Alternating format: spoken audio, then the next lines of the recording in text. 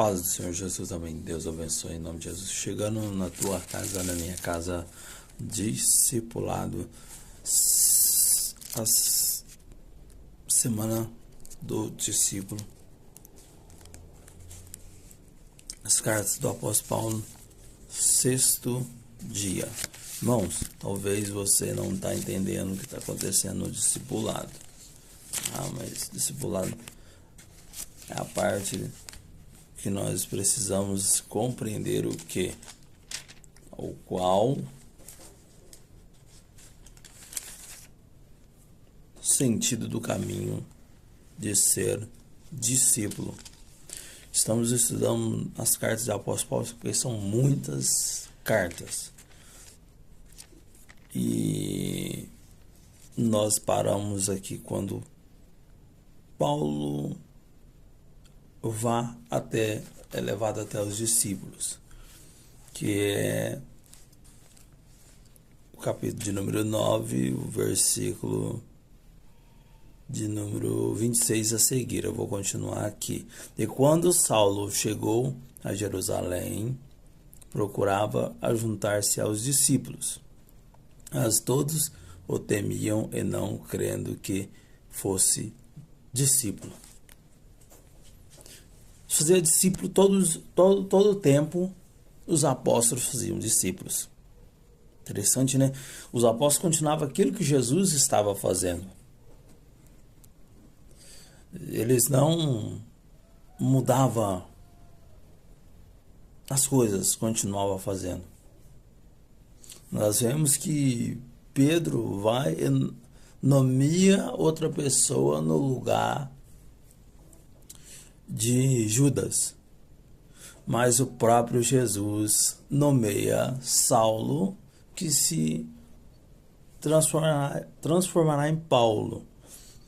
Ele é cegado porque ele estava cegado espiritualmente. Ele precisava ser cegado fisicamente para a vida espiritual ser aberta. Talvez você não está entendendo. Você vive cego. Vive cego.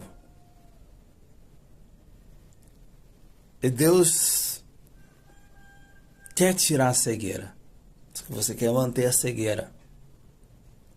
O compromisso com o Senhor é maior do que você imagina e o que você pensa que é. Oportunidades. Precisa-se aproveitar as oportunidades que Deus dá. Quando o Senhor nos revela a palavra de Deus, Ele quer que nós tenhamos a oportunidade de não só conhecer Ele, mas de viver com Ele, caminhar com Ele. Só que as nossas veredas, ao que o Senhor manda dizer, as nossas veredas está impedindo o crescimento espiritual. Aí paralisa o crescimento espiritual e há um conflito físico. Tem problemas, mas tem outros problemas a mais que está afetando aquilo que Deus quer. Apóstolo Paulo, ele chega, ele se crê espiritualmente, fisicamente, muda totalmente, mas as pessoas não reconhecem a sua mudança. Mas por que as pessoas não reconhecem a sua mudança? O tempo é curto? Não.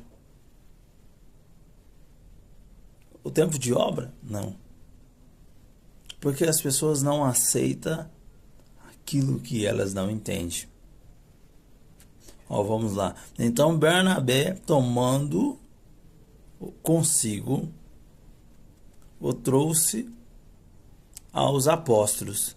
Ele contou como no caminho ele vira ao Senhor e lhe falara, e como em Damasco falara ousadia no nome de Jesus. Ele já começa pregando. As pessoas verdadeiramente mudadas espiritualmente, elas já chegam mudando o ambiente. Concorda comigo ou não, irmãos? Elas já chegam mudando o ambiente. Elas mudam a sequência das coisas. Vamos lá. E andava com eles em Jerusalém, entrando e saindo. Ele já estava com os apóstolos, andava com os apóstolos. Ele era discípulo, mas ele já estava todo cheio da presença do Espírito Santo. Nós vemos para trás no discipulado que ele batiza.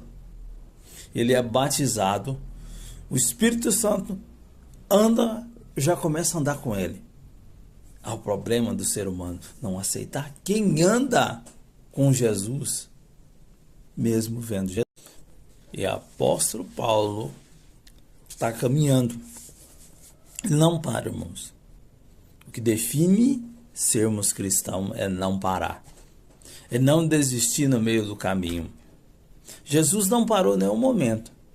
Jesus estava em Getsemane, estava chorando, estava suando sangue, mas ele não parou, ele não desistiu. Ele tinha um propósito: arrancar o pecado da vida do homem e da mulher, dentro da família, dentro da casa, mesmo que ele descesse com a espada, porque a divisão faz parte da falta da fidelidade com Deus. Por isso que Jesus falou: eu vim trazer a espada, a divisão. Mas a divisão é por quê? Por falta de fidelidade ao Senhor. É fiel às coisas do mundo, mas não é fiel às coisas de Deus. Não tem propósito nas coisas de Deus. Até vem, começa a andar, mas para. Deus não quer que nós paremos no meio do caminho. O que diz, continua dizendo a carta escrita aqui. E falava ousadamente no nome de Jesus.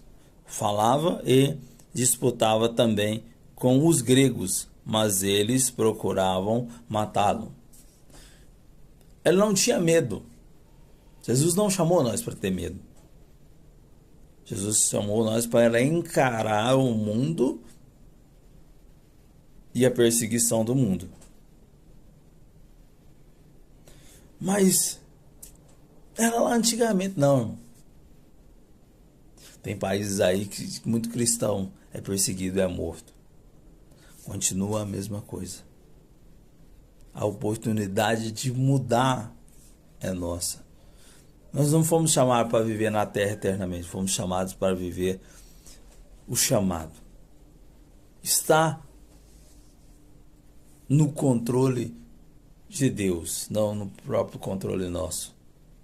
Desvairando, morrendo aos poucos e não entendendo que Deus tem um chamado, que Deus tem uma mudança. Para terminar, irmãos, sabendo, porém, os irmãos o acompanharam até Cesareia e enviaram a Tarso. Enviaram aonde ele estava para trás, para que eles vissem a transformação. Deus quer ver minha transformação, Deus quer ver a tua transformação. Por isso a semana do discípulo, ela é assim, amém? Deus abençoe.